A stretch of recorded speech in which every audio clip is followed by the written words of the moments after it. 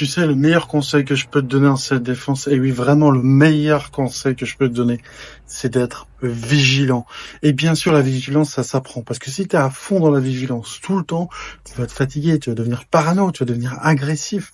Alors qu'en fait, il faut avoir un niveau de vigilance qui est adapté à la situation. Ça veut dire quoi? Ça veut dire que si tu es tranquille, posé chez toi, t'as pas besoin d'être ultra vigilant normalement. Si par contre, c'est au quotidien, tu vas au travail, faire les courses, etc., tu as un niveau de vigilance, on va dire, moyen. Et si par contre tu vas dans un parking chercher ta voiture tard le soir, ou que tu entends des cris, ou qu'il y a une embrouille, ou qu'il y a un accident de voiture, il y a quelque chose qui se passe qui va te mettre en vigilance rouge, en vigilance vraiment où là tu vas être très concentré, là c'est une bonne façon de faire.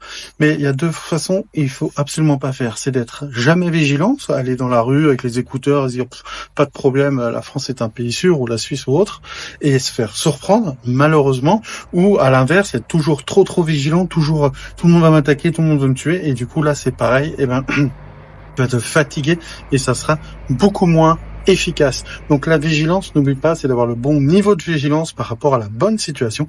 Ça s'apprend, même si c'est du bon sens. N'oublie pas que observer, anticiper, préparer, t'enfuir, c'est ce qui va te permettre vraiment d'augmenter la qualité de ta self-défense.